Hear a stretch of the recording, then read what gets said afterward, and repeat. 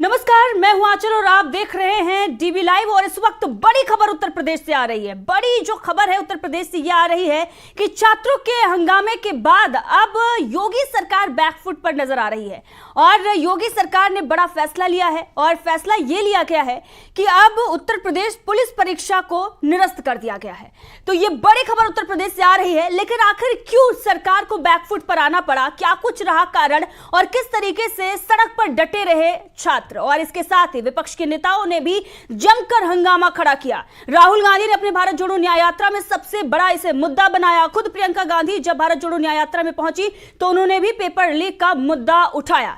इसके साथ ही तमाम और भी नेता लगातार इस मुद्दे को उठा रहे हैं और छात्र खुद आंदोलन कर रहे हैं। छात्रों के आंदोलन के चलते ही अब सरकार को बैकफुट पर आना पड़ा। लेकिन एक बड़ी नाकामी सामने आई है कि आखिर बार बार पेपर लीक होता कैसे है। योगी सरकार और जो बाकी उनके बीजेपी के लीडर हैं वो ये दावा करते हैं कि हमारा प्रशासन जो है बहुत सख्त है। तो आखिर ये भय डर अपराधियों के बीच में क्यों नहीं है कि बार बार वो एक ही गलती जो है वो दोहराते हैं। एक बड़ा भ्रष्टाचार सामने आता है। अब इस पूरे मामले को लेकर सीएम योगी आदित्यनाथ ने खुद जानकारी दी है और उन्होंने ट्वीट किया है। और यूपी पुलिस आरक्षी नागरिक पुलिस के पदों पर चयन के लिए आयोजित परीक्षा 2023 को निरस्त करने तथा आगामी 6 माह के भीतर ही पुनः परीक्षा कराने के आदेश दिए गए हैं, ये योगी आदित्यनाथ ने कहा है। इसके साथ ही उनका यह भी कहना है कि परीक्षाओं की शुचिता से कोई समझौता नहीं किया जा सकता।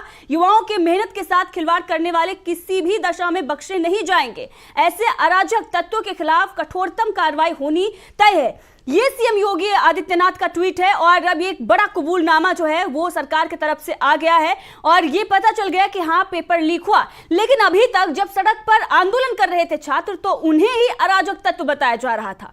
उन्हें ही कहा जा रहा था कि इन्होंने हंगामा खड़ा कर दिया है। विपक्ष पर यह आरोप लगाए जा रहे थे कि ये तो लोकसभा चुनाव से पहले राजनीति कर रहे हैं। लेकिन अब खुद सरकार बैकफुट पर आई है तो क्या बड़े कारण रहे हैं, इस पर आगे चर्चा करेंगे और आपको बताएंगे। और भी कई बड़ी खबर जो है उत्तर प्रदेश से आ रही है, लेकिन सबसे बड़ी खबर यह है कि योगी सरकार बैकफुट आई है, बैकफुट पर है। बीजेपी सरकार बैकफुट पर आते हुए उसने परीक्षा को निरस्त कर दिया है। इस पर आगे विस्तार से चर्चा करने के लिए हमारे मेहमान हमसे जुड़ गए हैं। अमलेंदु जी इस वक्त मौजूद है, ऑनलाइन एडिटर हमारे सहयोगी। अमलेंदु जी, आपका बहुत बहुत स्वागत है।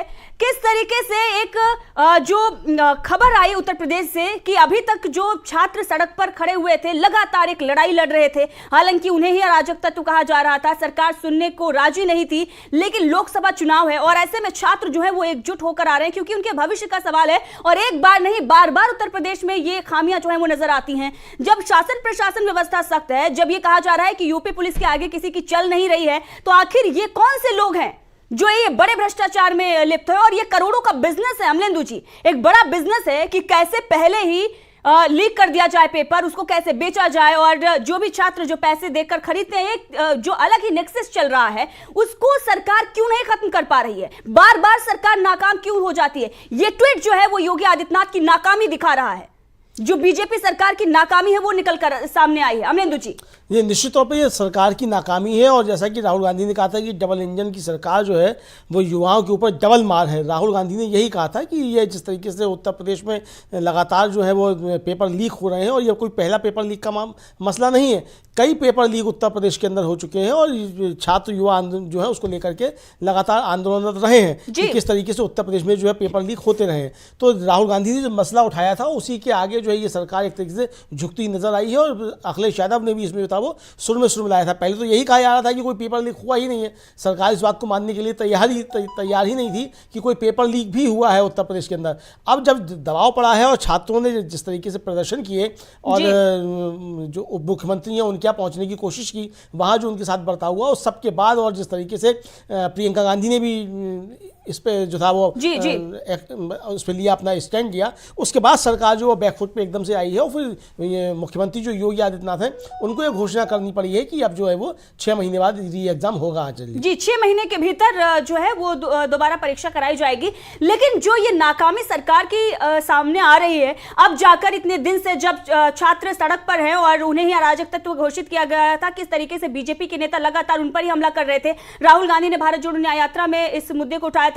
अमलेंदु जी, इस वक्त हमारे साथ हमारे मेहमान हल्ला बोल संगठन के कार्यकारी अध्यक्ष गोविंद जी हमसे जुड़ गए हैं। गोविंद जी, आपका बहुत बहुत स्वागत है हमारे इस प्रोग्राम में।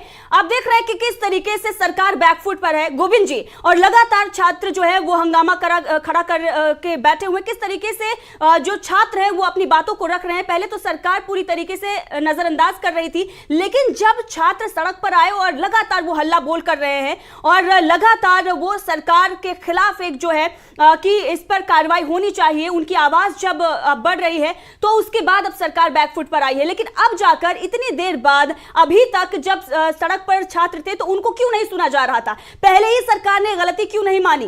अब जब मामला बड़ा हो गया, हंगामा बड़ा हो गया और लगातार हल्ला बोल चल रहा है, उसके बाद क्यों सरकार अब बैकफुट पर आ रही है? और ये बार बार कैसे पेपर लीक हो जा रहा है? सरकार कहां नाकाम हो जा रही है? जो ये बड़ा भ्रष्टाचार है, जो नेक्सस चल रहा है, उसको क्यों नहीं खत्म कर पा रही है सरकार? गोविंद जी, एक तरीके से ये इसमें दो बातें हैं। एक तो बड़े संघर्ष के बाद, बड़े आंदोलन के बाद देश भर के जो युवा थे इस समय आक्रोशित थे, और उत्तर प्रदेश में तो दो भर्तियां, जो एक ही हफ्ते में दो भर्ती हुई, आरओ की भर्ती होती है, सिपाही भर्ती होती है, दोनों भर्तियों के पेपर लीक का मामला उठा, एक साथ उठा। और वो ठीक उस समय उठा जिस समय केंद्र सरकार एक बड़ा कानून लेके आती है। 12 फरवरी को केंद्र सरकार संसद में एक बड़ा बिल पारित करती है, जिसमें ये परीक्षा में नकल विरोधी कानून लेकर आती है, उसको बोला जाता है, जिसके लेकर के हर जगह थैंक यू मोदी जी, योगी जी कहा जाने लगा, बहुत खूब प्रचारित हुआ। और उसके एक हफ्ते के अंदर ही उत्तर प्रदेश में दो पेपर लीक होते हैं। और वो एक तरीके से सरकार का ढीठपन कहा जाएगा, जिसे कहा जाता है देसी भाषा में, ढीठ हो गई है सरकार। तमाम पेपर लीक के बाद अभी तक, मतलब आज की डेट तक, 17 और 18 तारीख को ये सिपाही भर्ती की परीक्षा हुई। 17 की शाम से ही और 18 को दिन भर ये लगातार सोशल मीडिया पे वायरल होता रहा कि ये पेपर लीक हुआ है, और सरकार के लोग मानने को तैयार नहीं थे। मैं कई चैनलों पे था जिसपे सरकार की तरफ से जो लोग आ रहे थे उस पे तरह तरह का तर्क दे रहे थे कि जो चीजें वायरल हो रही हैं वो एडिटेड हैं। और इतना भाई, अभ्यर्थी तो भाई जान रहा है कि वो एडिट करके नहीं दिखा रहा है। पूरे प्रदेश के युवा उसमें थे। उत्तर प्रदेश में करीब 50 लाख, 48 लाख इसके अभ्यर्थी थे जो फॉर्म भरे हुए थे। उन 48 लाख छात्रों की ये गुहार रही, हर जगह से वो सबूत दिखाते रहे कि पेपर लीक हुआ है, नहीं माने। कल एक बड़ा प्रदर्शन हुआ लखनऊ में, दिन भर लगातार प्रदर्शन चलता रहा। जब सरकार देख गई कि वो हर तरीके से घिर गई है, इसमें मैं शुक्रिया कहूंगा राहुल गांधी जी का, अखिलेश जी का और तमाम पॉलिटिकल पार्टियों का भी, जिन्होंने युवाओं की आवाज को मजबूत किया है। आप जैसे चैनलों को मैं धन्यवाद करना चाहूंगा जो युवाओं के पक्ष में इतने लगातार एपिसोड किए, शो किए, जिससे ये सरकार थोड़ा प्रेशर में आई। तब जाके आज ये बैकफुट पे ही जाना हुआ। सरकार बैकफुट पे गई और ये पेपर को निरस्त किया है। जी, लगातार जो है वो छात्रों के लिए लड़ाई लड़ते आए हैं और ये जो आंदोलन चल रहा था उसमें भी आप शामिल थे। तो क्या कुछ छात्रों का कहना है, आप छात्रों के बीच से आ रहे हैं, क्या कुछ उनकी बातें जो है वो क्या कहना चाह रहे हैं? जो पेपर लीक बार बार हो रहे हैं, उन्हें क्या दिक्कत परेशानी जो है उसका सामना करना पड़ रहा है? क्या कुछ दर्द जो उनका है वो आप अच्छी तरह से बयां कर सकते हैं? छात्रों की क्या बातें हैं जो वो एक तो कार्रवाई की मांग कर ही रहे हैं, लेकिन भविष्य में ना हो ऐसी चीजें, उसको लेकर भी उनकी कुछ बातें होंगी। किन परिस्थितियों से वो गुजर रहे हैं, क्या कुछ उनके ऊपर प्रेशर है? क्योंकि परिवार में भी प्रेशर हो जाता है कि बार बार आप फॉर्म डालते हैं और आपका होता कुछ नहीं है। क्योंकि उत्तर प्रदेश से मैं भी आती हूं और परिवारों में अगर देखा जाए तो ये खास एक तरीके से आमतौर पर लोग बोल ही देते हैं कि देखिए आपका बच्चा जो है, एक दूसरे को ही बोल देते हैं कि बार बार फॉर्म भरता है लेकिन कोई नौकरी नहीं मिल रही है, काबिल ही नहीं है। एक तरीके से ताने जो है वो मिलते हैं। अब अगर बार बार वो परीक्षा दे रहा है, पेपर लीक हो जाता है, और जो लोग भी पेपर को खरीदते हैं या किसी भी तरीके से नकल कर या उन्हें पहले से अगर उत्तर पता है वो पेपर देते हैं, अब जैसे सरकार नहीं मान रही है तो फिर यही होता है कि कुछ लोग जो नेक्सस में शामिल हैं, जिन्होंने पेपर खरीदा पहले ही, वो लोग आगे निकल जाते हैं। एक तरीके से उनका ही सिलेक्शन होगा, और जो लोग पढ़कर जाते हैं, मेहनत से जाते हैं, उनके साथ किस तरीके से बड़ा धोखा होता है। तो क्या स्थिति परिस्थिति बनी हुई है छात्रों के बीच में? जी आंचल जी, इसमें देखा जाए तो जो 48 लाख अभ्यर्थी हैं, केवल इस भर्ती की बात करें तो उसमें अगर आप बात करने जाएंगी ना तो हर एक की कहानी अलग अलग निकलेगी। हर एक छात्र की अपनी इंडिविजुअल कहानी है। ये जो फॉर्म निकला है, जो सिपाही भर्ती जिसकी बात कर रहे हैं, परीक्षा निरस्त हुआ, ये भर्ती 6 साल के बाद अभी हो रहा है। पिछली भर्ती 2018 में आई थी, 2018 में हुआ था।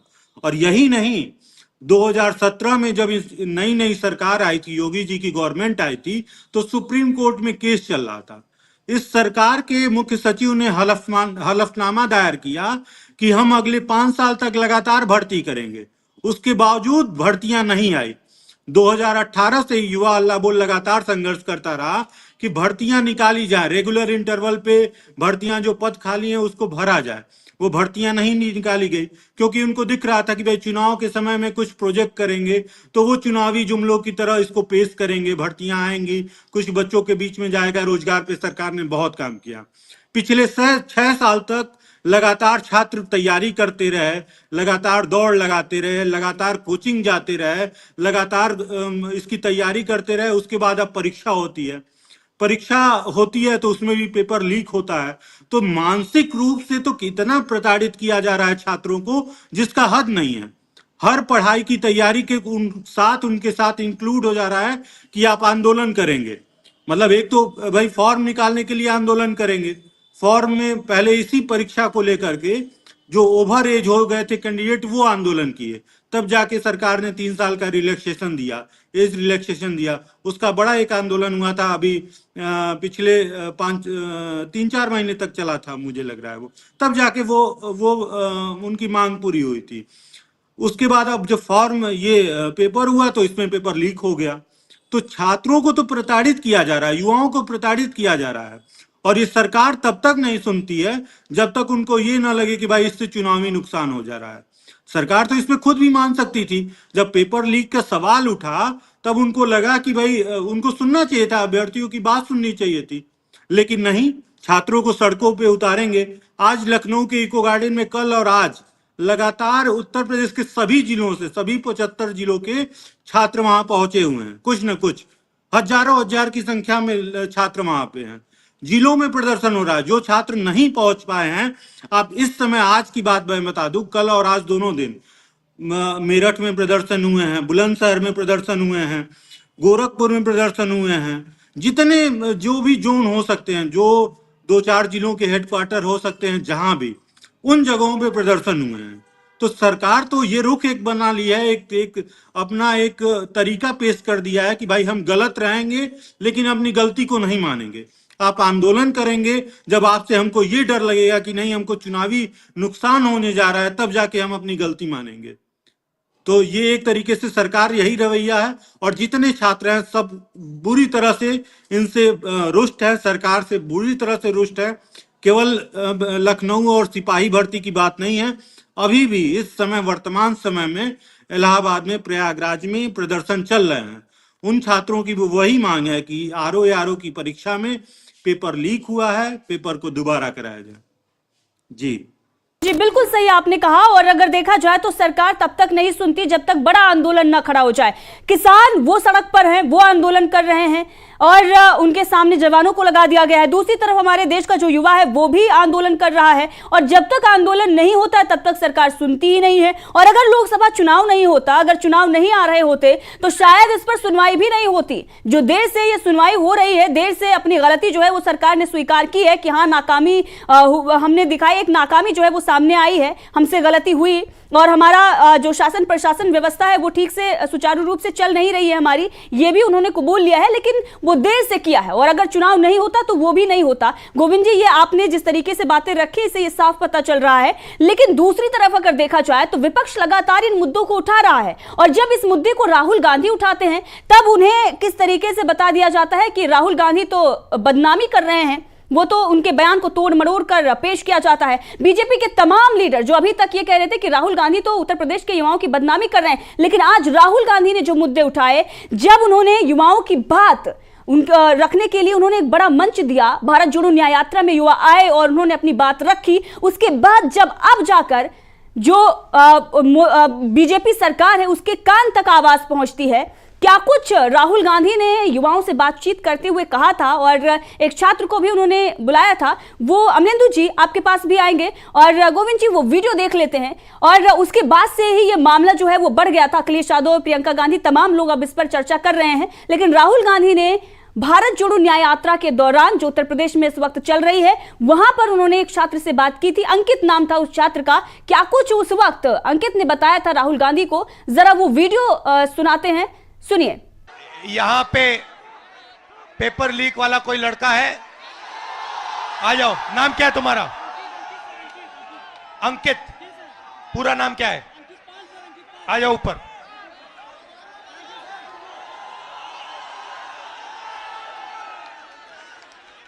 नमस्कार। Thank you sir. कैसे हो? अच्छे हैं सर, अच्छे हैं। आप कितने समय से कौन से पेपर की तैयारी की आपने? सर मैं यूपीपी की तैयारी कर रहा हूँ, 3 साल से इलाहाबाद में हूँ। अच्छा। 3 साल से तैयारी कर रहा हूँ सर। और आपका पेपर लीक हुआ? जी सर, कल मेरा सेकंड शिफ्ट में पेपर था सर। पूरे कॉलेज के हर बच्चों के मोबाइल में पेपर पहले से अलाउ है सर। सारे बच्चे बैठ के पेपर रट रहे हैं, सब के सब। और इसी तरह मेरे बड़े भाई 7 साल से इलाहाबाद में संघर्ष कर रहे हैं। आरओ का पेपर देने गए सर, कमीशन बोल रहा है नहीं है, लेकिन सबके मोबाइल में वो पेपर था सर, सबके मोबाइल में पेपर था। तो नुकसान तो आपका हो रहा है। जी सर। और नुकसान इन सब युवाओं का हो रहा है। सर मेरे सभी भाइयों का हो रहा है नुकसान। फायदा किसका हो रहा है? फायदा सर सरकार का हो रहा है सर। 50-60 हजार भर्ती निकाली है, 150 रुपए के हिसाब से लाखों करोड़ों रुपए वसूल के रख ली। और परीक्षा सर होम डिस्ट्रिक्ट में करके नकल का पूरा भरमार लगा दिया सर। सबने अपने अपने जिले में अपने अपने कॉलेज में सेटिंग किया है और सब उसी सेटिंग में अपने जो है सर नकल करा रहे हैं और नकल कर रहे हैं। और आपने पढ़ाई में कितना समय दिया और कितना पैसा लगाया? सर मेरा अब तक पढ़ाई में मेरे माता पिता से लाखों रुपए खर्चे हो गए सर। मैं इलाहाबाद में आकर 20,000 रुपए की 2 बार कोचिंग कर चुका हूँ सर। कई बार सर मेरिट 130 क्वेश्चन में 110 करके आने पर भी नकल के भरोसे मेरिट इतनी हाई चली जाती है सर, हम लोग का जॉब नहीं हो पाता है सर। अब बताइए 130 में 110। देखिए अमलेंदु जी, ये बयान जो है वो एक छात्र का ही है। वो ये बता रहा है कि क्या स्थिति है। और उत्तर प्रदेश में, हालांकि देश में कई राज्य जो हैं वहां पर भी इस तरीके के मामले जो है सामने आए हैं, लेकिन उत्तर प्रदेश में खास तौर पर ये होता है कि पेपर लीक हो जाता है और नकल की जो समस्या है वो कैसे बनी हुई है। और बीजेपी सरकार बड़े बड़े दावे करती है, वो ये कहती है कि नकल की जो बड़ी समस्या थी वो हमने खत्म कर दी, लेकिन एक छात्र से बेहतर कोई और नहीं बता सकता कि जो सेंटर है वहां पर किस तरीके से धांधली चल रही है। पूरी सेटिंग हो जाती है। और अगर बात की जाए तो ये उत्तर प्रदेश में होता आया है और आज भी जो है वो छात्र ये दावा करते हैं कि जो बैच आती है, जो निरीक्षण करने के लिए जो टीम आती है, वो छात्रों तक पहुंचती नहीं है कि जो छात्र है वो हॉल में पेपर दे रहे हैं, वो क्या कुछ वहां पर लिख रहे हैं, कैसे व्यवस्था है, वो वहां तक जाती नहीं है। वो तो मैनेजमेंट के साथ बैठकर डील करती है, बड़ी बड़ी डीलें चलती हैं और अटैची में पैसा मिलता है और उसके बाद वो वहां से निकल जाते हैं। और उत्तर प्रदेश में ये समस्या काफी दिन से है और आज भी अगर इस तरीके से छात्र दावा कर रहा है तो सरकार की एक बड़ी नाकामी है। छात्रों के भविष्य के साथ खिलवाड़ किया जा रहा है और अगर ऐसा ही होता रहा तो छात्र जो आगे बढ़ना चाहते हैं वो कैसे बढ़ेंगे?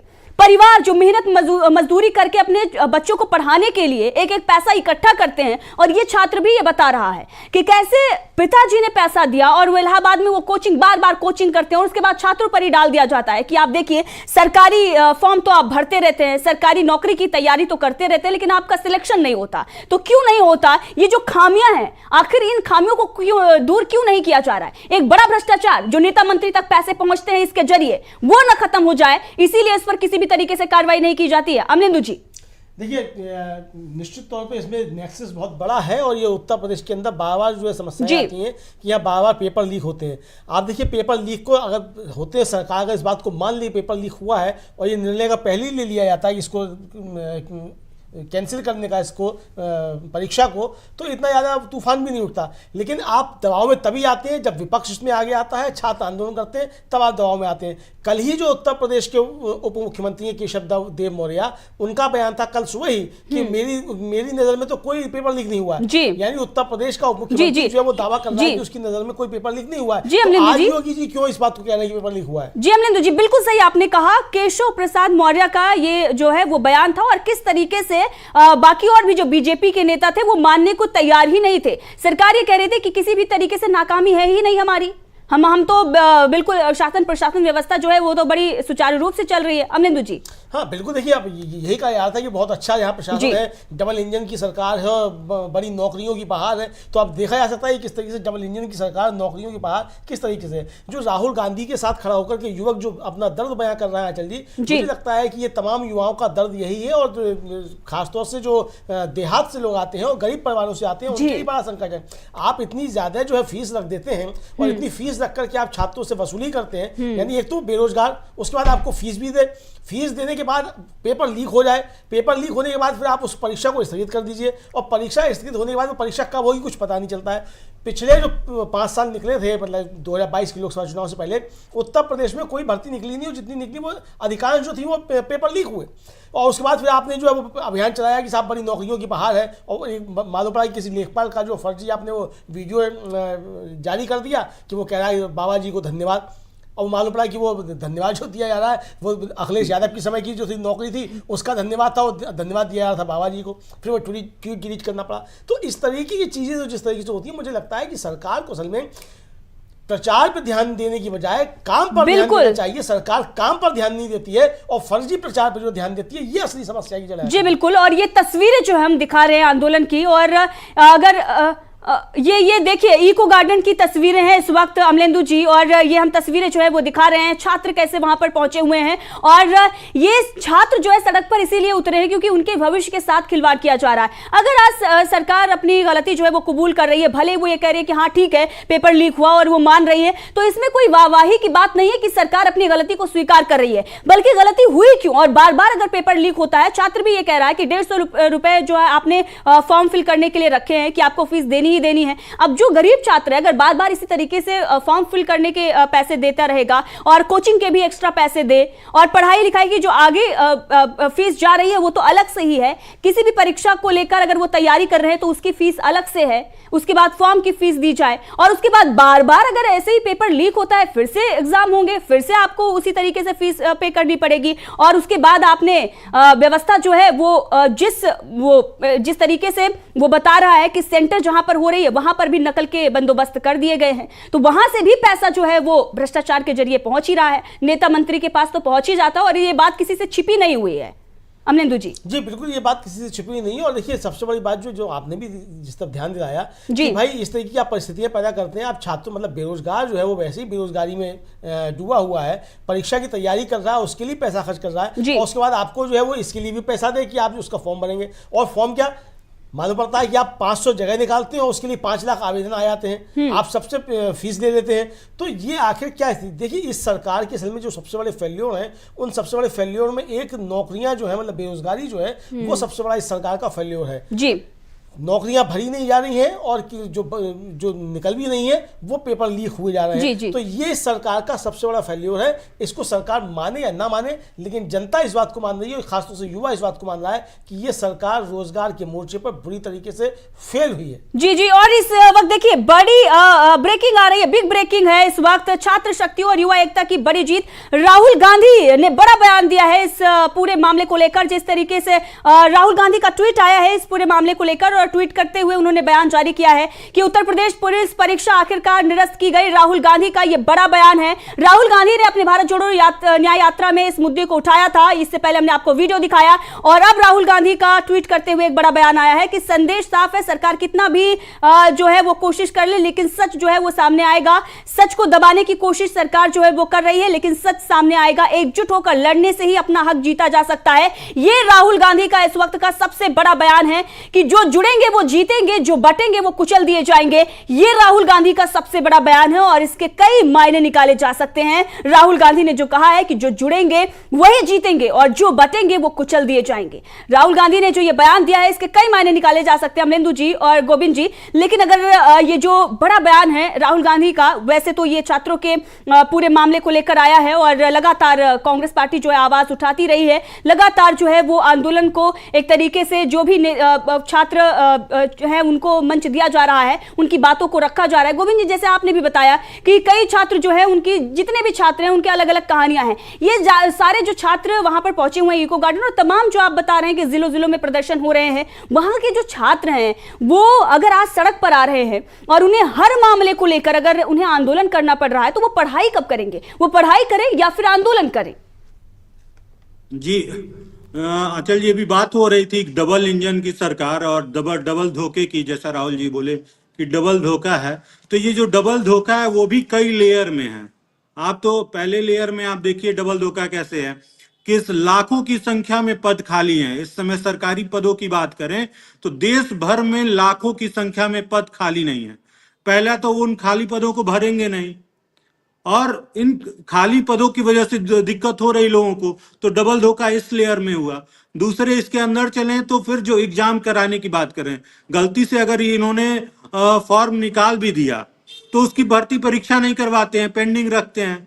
लाखों की संख्या में लोग फॉर्म भरते हैं, उनसे अरबों रुपए लेते हैं, और परीक्षा होता है तो पेपर लीक हो जाता है। फीस लेने की बात पे मैं बता दूं, 2019 चुनाव के पहले एक और मेगा भर्ती हुई थी, आपको याद होगा शायद, रेलवे एनटीपीसी की भर्ती हुई थी। उस भर्ती से सरकार को फीस के रूप में 900 करोड़ रुपए मिले थे।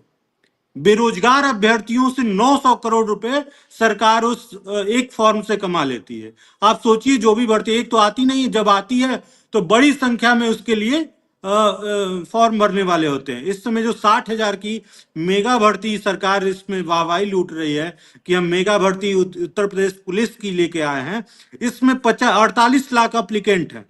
अब 400 रुपए फीस है एक बच्चे की। आप सोचिए, कैलकुलेट कीजिए कि किस तरीके से छात्रों से, बेरोजगार छात्रों से एक तो नौकरी नहीं दी जा रही है, और जो नौकरी देने के नाम पे, फीस के नाम पे अरबों रुपए वसूले जा रहे हैं। तो सरकार, ये डबल इंजन की सरकार का डबल धोखा रहा है। और जो छात्रों की बात करें कि जो अब इस समय की मैं बात करूं तो इको गार्डन से छात्र अपने घर जाने लगे हैं, क्योंकि उनके लिए एक सुखद न्यूज आ गया है। लेकिन इलाहाबाद में छात्र अभी भी डटे हुए हैं। इलाहाबाद के उत्तर प्रदेश लोक सेवा आयोग के सामने लगातार छात्र डटे हुए हैं। उनकी मांग है कि री एग्जाम की घोषणा किया जाए आरओ के मुद्दे में। तो इन छात्रों को संघर्ष करना पड़ रहा है, परीक्षा देने के लिए अपने अपने शहरों में जाना पड़ता है, आंदोलन करने के लिए लखनऊ दौड़ के जाना पड़ता है। तो ये संघर्ष की परीक्षा है। एग्जाम वाली परीक्षा तो अलग बात है, ये संघर्षों की सरकार परीक्षा ले रही है।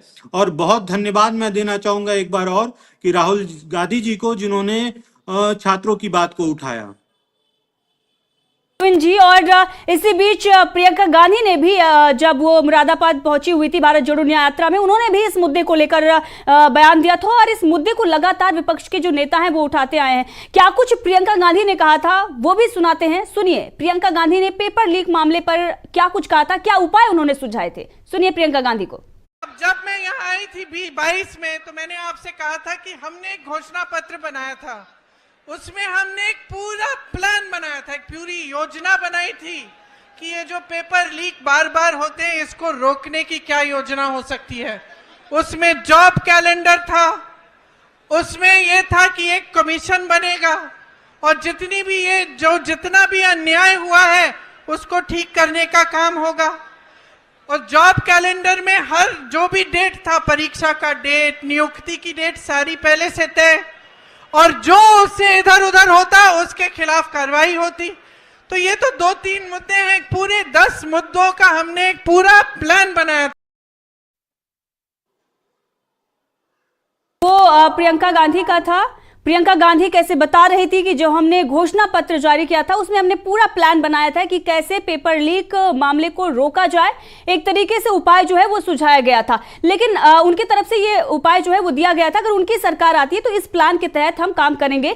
ये सारी चीजें प्रियंका गांधी ने बताई। लेकिन दूसरी तरफ अमलेंदु जी आपके पास आएंगे और देखिए किस तरीके से इस वक्त जबरदस्त उत्तर प्रदेश में सरकार के खिलाफ आक्रोश का माहौल है। एक तरफ किसानों के बीच में है, क्योंकि किसानों के कई मुद्दे हैं, सिर्फ एमएसपी को लेकर ही नहीं बल्कि उत्तर प्रदेश में तमाम और भी मुद्दे हैं। छुट्टा जानवरों की समस्या है और भी कई सारे मुद्दे हैं। खाद बीज को लेकर भी एक तरीके की जो किसानों के बीच में समस्या है वो अलग से ही है।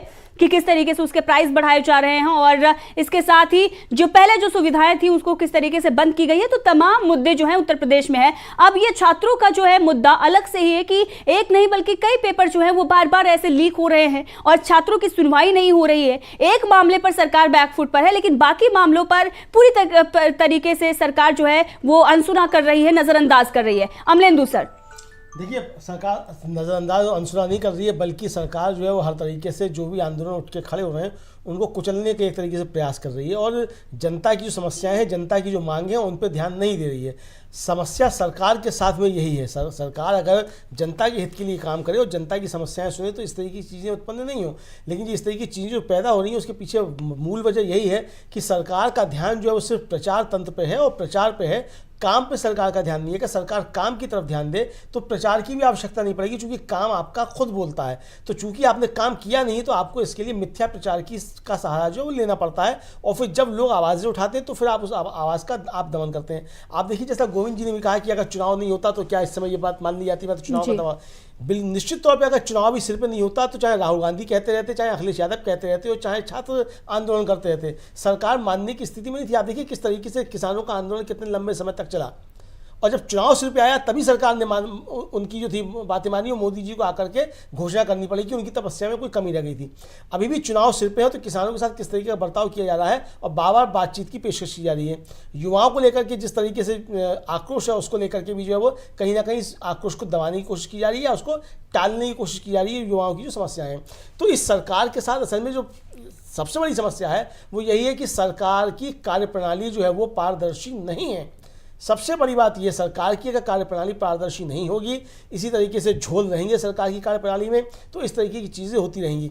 जाहिर सी बात है कि जब पेपर लीक हो रहा है वो बिना सरकार के अंदर की मैकेनिज्म के जो है पेपर लीक नहीं हो सकता है। अब उसमें सरकार से जुड़े हुए कौन लोग शामिल हैं, कोई अधिकारी शामिल हैं कि नेता शामिल हैं कि बोर्ड के लोग शामिल हैं, ये तो कोई जाँच होता है उसके बाद मालूम पड़े।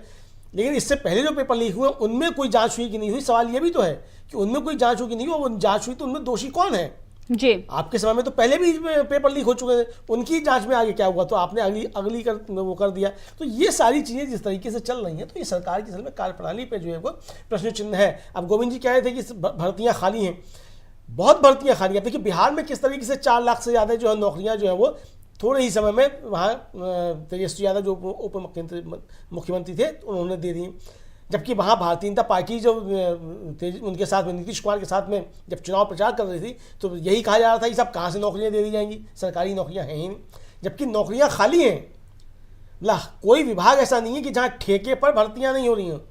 यानी आप जो है लगातार ठेके पर भर्तियाँ कर रहे हैं, लगातार कॉन्ट्रैक्ट लेबर को आप रख रहे हैं और स्थायी नियुक्तियाँ आप नहीं कर रहे हैं। तो ये सरकार असल में जिस प्रणाली को लेकर के काम कर रही है आंचल जी, वो इसकी जो सोच है वो उस सोच के ऊपर ये है और इसी उस सोच की वजह से ही जो है ये इस तरीके की सब चीज़ें सामने जो है वो आ रही हैं। अगर समय समय पर भर्तियां निकलती रहें, कॉन्ट्रैक्ट भर्तियां बंद हो जाएं और सख्त मैकेनिज्म हो परीक्षाओं को लेकर के, तो ना तो इस तरीके से फिर लंबी लंबी जो है वो लाइनें लगे, ना इस तरीके से मालूम पड़ता है ये 500 भर्तियां निकली, 5-5 लाख लोग जो है उस पर आवेदन कर रहे हैं, वो स्थिति भी नहीं हो। ये स्थिति इसीलिए होती है क्योंकि नौकरियां निकल नहीं रही जी। और जो थोड़ी बहुत निकलती हैं तो उस पर सब लोग उस पर टूट पड़ते हैं एक तरीके से। तो ये कुल मिलाकर के सरकार की जो अपनी असली पॉलिसी है कि उसे विज्ञापन पे खर्च करना है, उसे जो है अपने प्रचार तंत्र पे खर्च करना है, लेकिन जो जनता की मूल समस्याएं हैं उनको हल करने के लिए ना उसको काम करना है और ना उसमें खर्च करना है। जी जी अमलेंदु जी, और लगातार आप देख रहे हैं कि पेपर लीक का मुद्दा जो है वो गरमाया हुआ है। अभी भी बहुत छात्र जो हैं वो, जैसा कि गोविंद जी बता रहे हैं कि इलाहाबाद में अभी भी वो डटे हुए हैं। हालांकि इको गार्डन से जो छात्र हैं वो वापस जा रहे हैं, लेकिन एक बड़ा मुद्दा पेपर लीक का जो है वो उत्तर प्रदेश में है और लोकसभा चुनाव से पहले जो ये मुद्दा सामने आया है उस पर कहीं ना कहीं सरकार जो है वो घिरती हुई नजर आ रही है और इसीलिए सरकार को झुकना भी पड़ा है। तो तमाम अपडेट जो है वो डीवी लाइव के माध्यम से लगातार हम आप तक पहुंचाते आ रहे हैं और पेपर लीक मुद्दे में जो कुछ भी अपडेट आई, जिस तरीके से चीजें सामने आई, वो हमने आप तक पहुंचाई और लगातार डीवी लाइव के माध्यम से तमाम देश दुनिया की जो खबरें हैं वो आप तक पहुंचाते रहेंगे। तो हमारे तमाम जो दर्शक हैं, साथी हैं, सबसे अब इस वक्त लेना चाहते हैं विदा और इसके साथ ही अमलेंदु जी आपका भी बहुत बहुत धन्यवाद, गोविंद जी आपका भी बहुत बहुत धन्यवाद और इसके साथ ही हमारे तमाम जो दर्शक साथी हैं उन सबका भी बहुत बहुत धन्यवाद। तो मैं आंचल आपसे चाहती हूँ इजाजत।